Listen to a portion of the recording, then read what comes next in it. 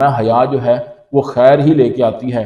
جہاں پہ حیا ہوتی ہے وہاں پہ خیر ہوتی ہے، جہاں پہ حیا نہیں ہوتی وہاں پہ خیر نہیں ہوتی۔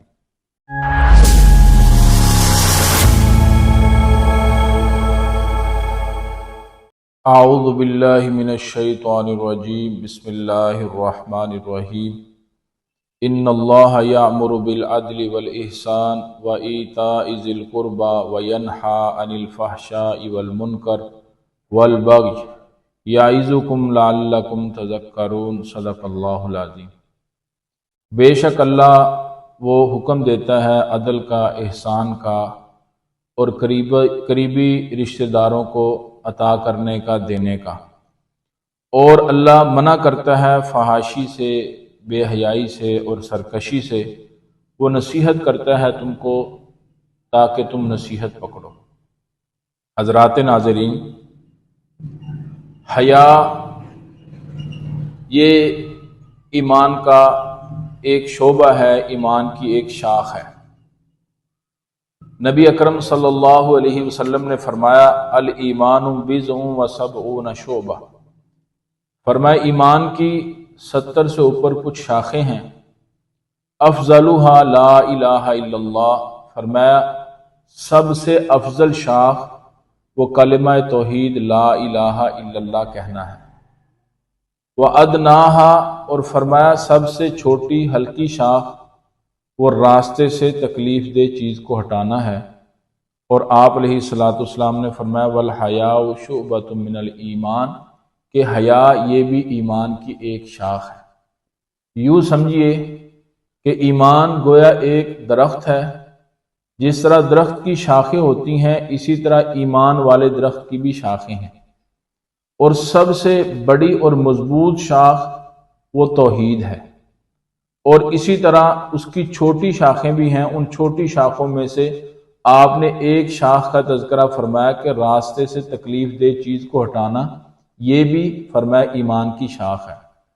اور اسی طرح فرمایا والحیاء شعبۃ من الایمان، جہاں ایمان والے درخت کی دیگر شاخیں ہیں فرمایا وہاں پہ ایک شاخ وہ حیا بھی ہے۔ حضرات ناظرین، ہر عقل مند انسان، ہر شعور والا انسان اس بات کو بخوب سمجھتا ہے کہ درخت جو ہے وہ اپنی شاخوں کے ساتھ ہی خوبصورت لگتا ہے۔ ایک درخت اگر اس کی شاخیں ہیں تو وہ درخت خوبصورت دکھائی دے گا، اگر اس کی شاخیں نہیں تو وہ خوبصورتی سے محروم ہو جائے گا، خوبصورت دکھائی نہیں دے گا۔ اسی طرح ایک شخص جو ایمان والا ہے، اگر وہ ایمان کی شاخوں کو اپنائے ہوئے ہے تو وہ ایمان کے ساتھ مزین لگے گا، خوبصورت لگے گا۔ اور اسی طرح دوسری بات کہ کوئی بھی درخت جس وقت اس کی شاخیں ہوں گی تو شاخوں کے ذریعے سے ہی اس سے پھل حاصل ہوگا اور سایہ حاصل ہوگا۔ اگر درخت سایہ دار ہے، اس کی شاخیں ہیں تو اس کا سایہ ہے، اگر درخت پھل دار ہے، اس کی شاخیں ہیں تو اس کے اوپر پھل بھی ہے۔ تو حضرات ناظرین، اسی طرح ایک ایمان والا آدمی اگر اس کے ایمان کی شاخیں موجود ہیں تو پھر اس سے معاشرے کے لوگ جو ہیں فائدہ بھی حاصل کریں گے اور اس سے راحت، سکون، سایہ بھی حاصل کریں گے۔ تو ایمان، اس کی شاخ نبی علیہ الصلوۃ والسلام نے حیا کو ایمان کی شاخ قرار دیا۔ اور اسی طرح نبی علیہ الصلوۃ والسلام کی ایک دوسری حدیث، آپ علیہ الصلوۃ والسلام نے اس حدیث میں حیا کو ایمان ہی قرار دیا۔ فرمایا الحیاء والایمان قریناء جمیعا، فرمایا حیا اور ایمان یہ دونوں چیزیں آپس کے اندر ملی ہوئی ہیں، یہ دونوں چیزیں آپس میں جڑی ہوئی ہیں۔ آپ ایسا کہہ سکتے ہیں کہ حیا اور ایمان یہ دونوں چیزیں لازم ملزوم ہیں۔ نبی علیہ السلام نے فرمایا فَإِذَا رُفِعَ أَحَدُهُمَا رُفِعَ الْآخَرُ، فرمایا جس وقت ان میں سے ایک چیز اٹھتی ہے، ایک کے اٹھنے کے ساتھ فرمایا دوسری خود بخود اٹھ جاتی ہے۔ ایک ان میں سے چیز ختم ہوتی ہے، ایک کے ختم ہونے کے ساتھ دوسری خود بخود ختم ہو جاتی ہے۔ یوں سمجھیے کہ اگر انسان اس کے اندر ایمان ہے تو اس کے اندر حیا بھی ہے، اگر اس کے اندر ایمان نہیں تو اس کے اندر حیا بھی نہیں۔ ایک شخص اس کے اندر حیا ہے، اس کے اندر ایمان بھی ہے، اگر اس کے اندر حیا نہیں تو اس کے اندر ایمان بھی نہیں۔ تو یہ حیا اور ایمان یہ لازم ملزوم ہے۔ اگر انسان با حیا ہے تو وہ صاحب ایمان بھی ہے، اگر انسان بے حیا ہے تو وہ ایمان سے بھی خالی ہے۔ تو اس لیے اہل ایمان ہونے کے لیے حیا والا وصف اس کو اپنانا جو ہے وہ بہت ضروری ہے۔ اور پھر اس کے فوائد نبی علیہ الصلوۃ والسلام نے بہت سارے بیان فرمائے۔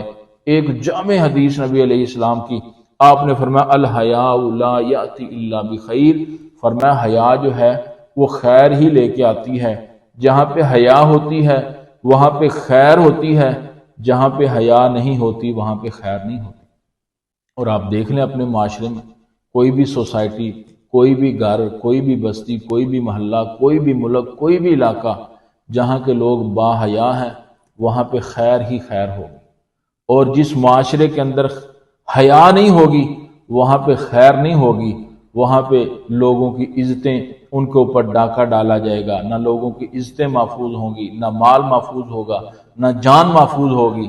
اس لیے حضرات ناظرین، اگر میں اور آپ یہ سمجھتے ہیں کہ ہمارا معاشرہ ایک پرامن معاشرہ ہو تو پرامن معاشرے کے لیے ہمیں حیا والا وصف جو ہے وہ اپنے اندر اپنانا ہوگا۔ اگر میں اور آپ چاہتے ہیں کہ ہماری نسلیں ان کے اندر پاکیزگی ہو تو اپنی نسلوں کو حیا کا درس جو ہے وہ دینا ہوگا۔ اگر میں اور آپ سمجھتے ہیں کہ ہمارے تعلیمی اداروں کے اندر وہ پاکیزگی ہو تو ہمیں اپنے تعلیمی اداروں کے اندر بھی یہ حیا والا سبق درس اپنے طلباء، اپنی طالبات کو پڑھانا ہوگا، پھر ہی ہمارا معاشرہ ایک پاکیزہ معاشرہ بنے گا۔ اگر حیا ہے تو خیر ہے، اگر حیا ہے تو ایمان ہے، اگر حیا ہے تو اللہ کی محبت ہے، اگر حیا نہیں تو خیر بھی نہیں، حیا نہیں تو پھر ایمان بھی نہیں، حیا نہیں تو اللہ کی محبت بھی نہیں۔